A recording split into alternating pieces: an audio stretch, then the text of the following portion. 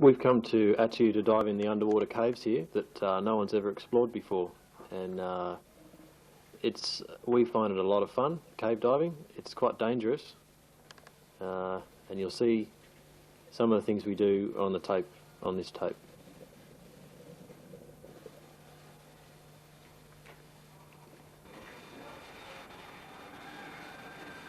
We're losing the sign. I'm David Goldie. And I'm Paul Tobin. Might have seen us around. We've come to Atiu to explore some of the underwater caves here. These are shots of the boys from the Tangatangi Pimanu who we got to help us carry our compressor through the Makatea. The guy at the front and the left there is Paul, and he showed us the cave originally. The cave's called Ananura.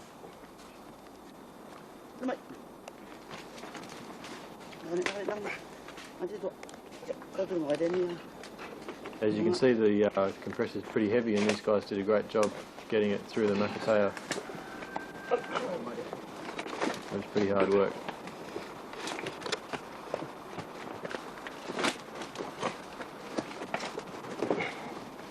We brought a compressor with us. It was so we could fill our tanks.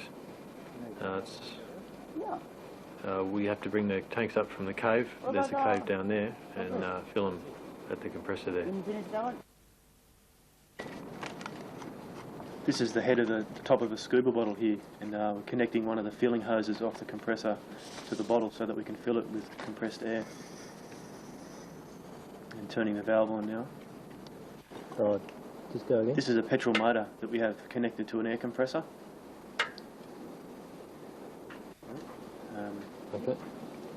Yeah, this is starting the compressor now. On the left is the motor, and the right is the compressor. What the compressor does is suck air in and pump it out in the high pressure.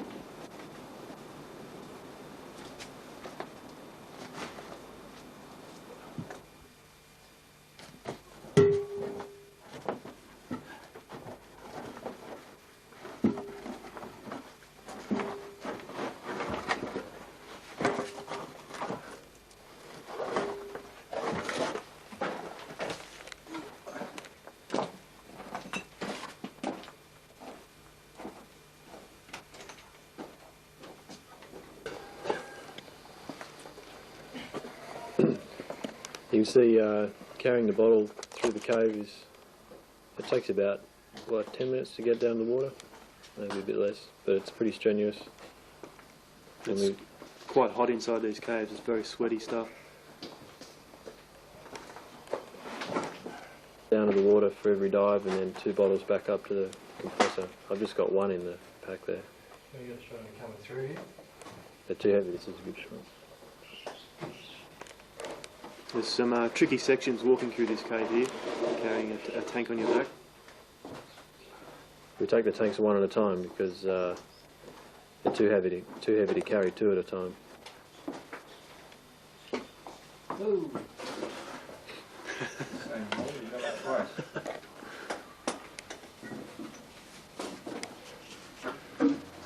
At the cave here we have to lower the tanks down to the water. You can see it's about a 6 metre drop straight down to the water. And once we've lowered our gear down, then we climb down the rocks and get in the water and start putting the gear together. We have to attach the tanks to a harness that we wear so that the tanks stay on our backs, and we have to connect the the regulators too and the mouthpieces so we can breathe from the tanks.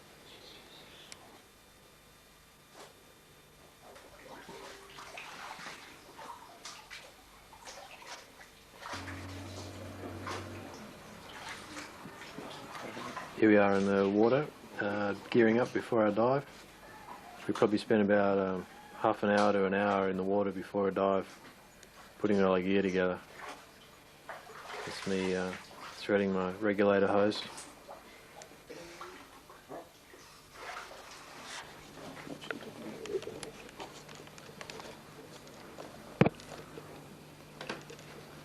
The top 6 metres of water is fresh water, underneath that is the salt. This is the fresh water and it's a bit silty. It's got silt in the water, which is why it's a bit milky like that. You'll see in a minute we reach 6 metres and it suddenly goes clear.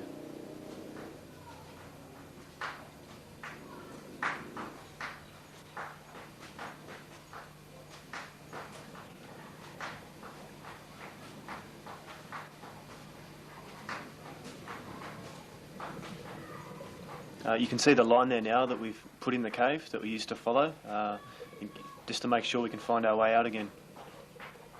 We're just coming down now into where the salt water is, and you'll see that the water suddenly gets clearer. That's it now, we're now in the salt water and you can see much better down in the salt water.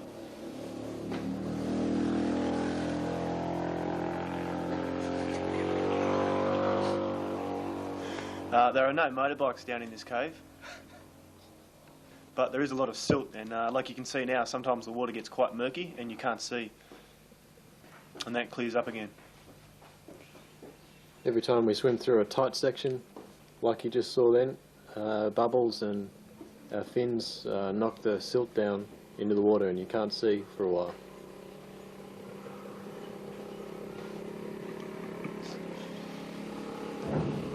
You can see all the stalagmites and stalactites that formed thousands and thousands of years ago when this was out of the water, and now it's all underwater and they've turned brown.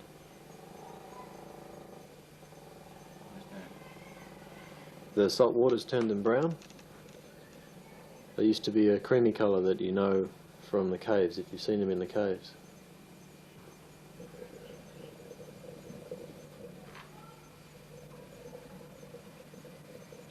At this point we're really enjoying the dive because we've been carrying our gear through the Makatea and through the cave and then setting it all up, and now we're diving and we're having fun. Yeah, it's a lot of fun flying through these caves. You just drift along, fly through the water.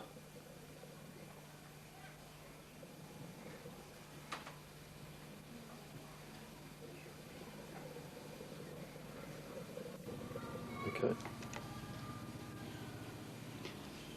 Most of the parts where we dive in this cave are about 10 metres deep, so we're about 10 metres underwater here, and we're surrounded by rock. The walls are rock, the floor's rock, and above our heads the ceiling is also rock. So it's just a tunnel going through the Makatea full of water. The whole time here we're following a line that we've put in on another dive.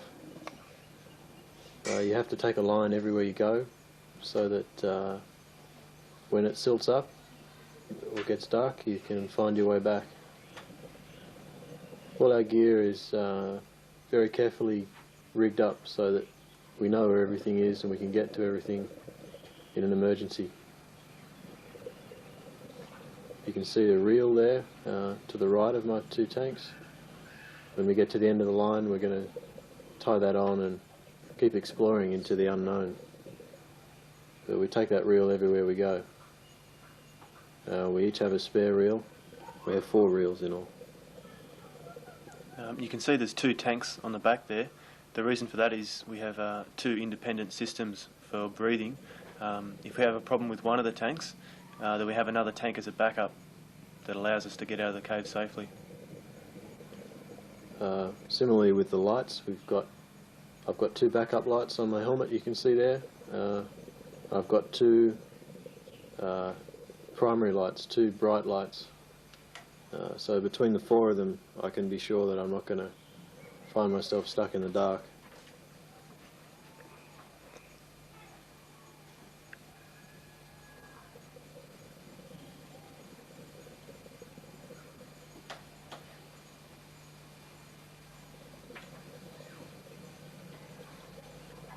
In tight sections like this, you have to be very careful not to bump into the walls. The walls are very fragile, and you can break off stalagmites, you can stir up mud, silt from the walls. Suddenly you can't see where you're going. You can see how bubbles there are knocking down that silt.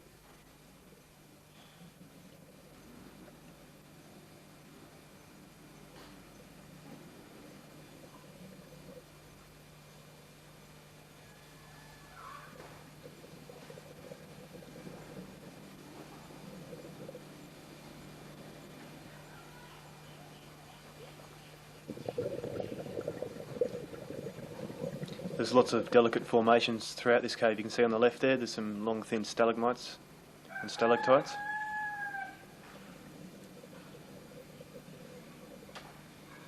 And up on the left wall there, you can just make out the orange line. That's the line that we've put in that we use to follow so we don't get lost.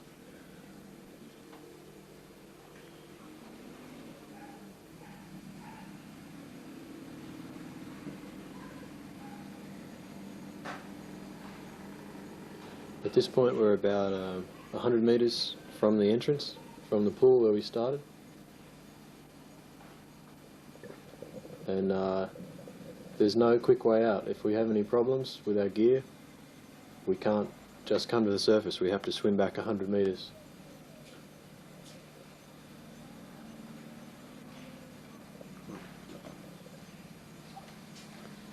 There I am making a mistake, touching the wall like that.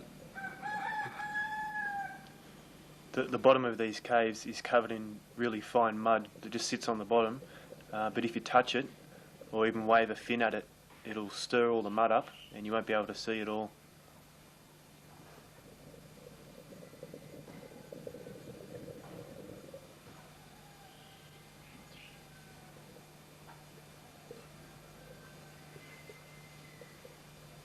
Sometimes the cave gets a bit small and you have to wriggle and sort of push your way through.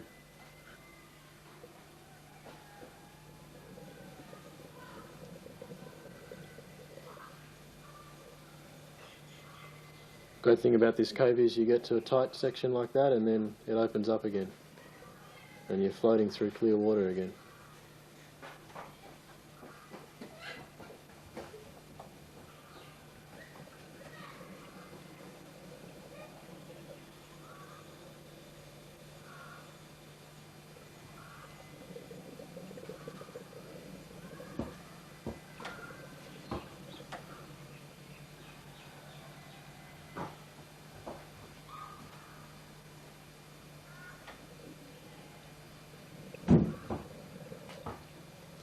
Now we've come to the end of the line. I've taken out my reel and I'm going to tie on and keep exploring.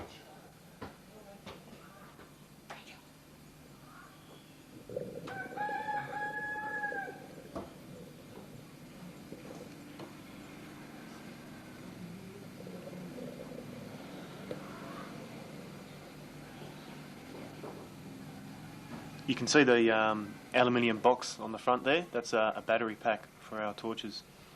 And I've just checked my air in one tank. I'm swapping over my regulators out of shot. So I'm now breathing from my other tank.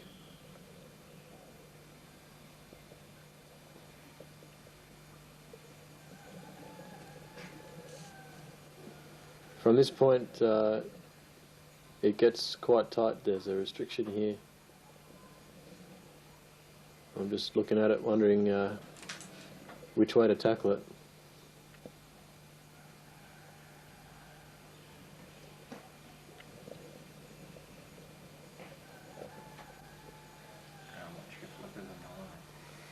Yeah, yeah, and this is a sort of situation where you can get tangled in the line. Also passing through some cloudy water there. That's called a halocline.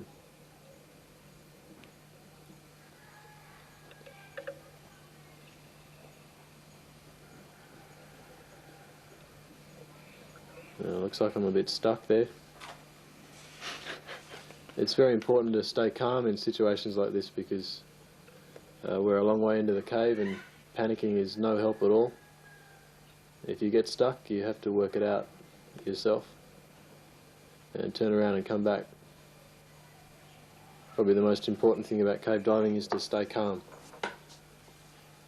This is the first time we've been in this room. It's the first time that anybody's been in this this part of the cave here. So it's all very interesting to find out what's there. As we swim along with the line, we wrap it around objects, stalagmites or bits of rock. And you can see here Dave's wrapping the line around a bit of rock. The reason we wrap it around rock like that is so that the line just doesn't drift all through the cave, so that it makes the line easier to follow.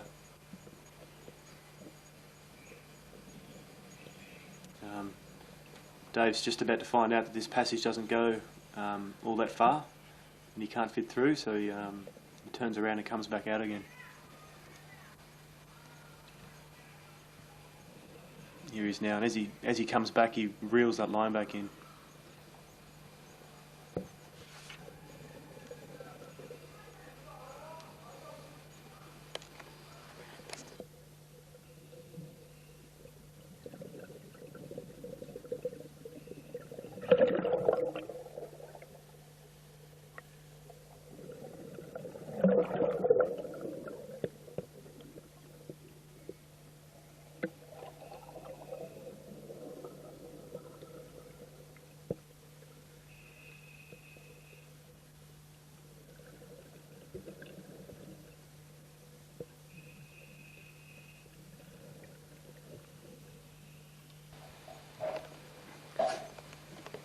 Because no one's been in these caves before, a lot of the formations in there are still well intact.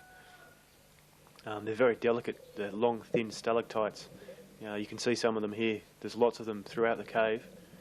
And because no one's been in here, and because they're supported by water, none of them are broke. A lot of them are still intact and are still hanging from the ceiling, and they're very beautiful. And it's a lot of fun swimming through this cave and looking at all these really nice formations. In Australia, a lot of the dry caves still have their formations in them. They haven't been snapped off because people who explore the caves there want to protect them and keep them as they are. So we were quite surprised when we came here and found that the Atuians like to break them off and take them home.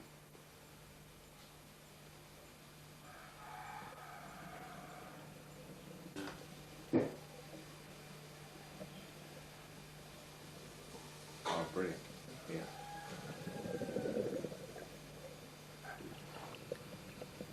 You can see on the line there's a little white arrow. We put those on the line and they always point out. So if we ever get lost in the cave, we follow the line and we just follow the directions of the arrows. And you're always very careful never to leave the line unless you tie on a reel and reel off to where you're going, so you can come back. Even if you can't see, you can come back and feel the arrow and you'll know which way's out. We always do that. There's a story which is true about an African cave diver, South African, who left the line in a cave just like this, stirred up some silt, couldn't find his way back to the main line. He eventually found a dry passage, came up, surfaced in a dry passage, and he died 3 weeks later of starvation. They found his body months later. There's quite a few stories like that, people dying after leaving the line, so we make sure we're very, very careful.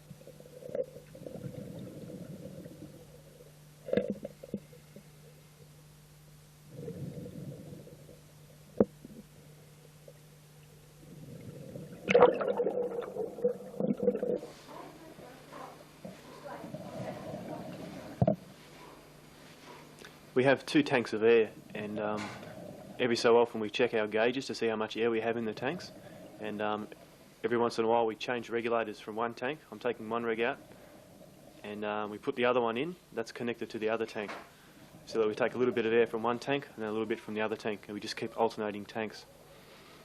And once we reach a certain pressure in the tanks, then we turn around and exit the cave to make sure we've got lots of air left in our tanks in case we have any problems on the way out.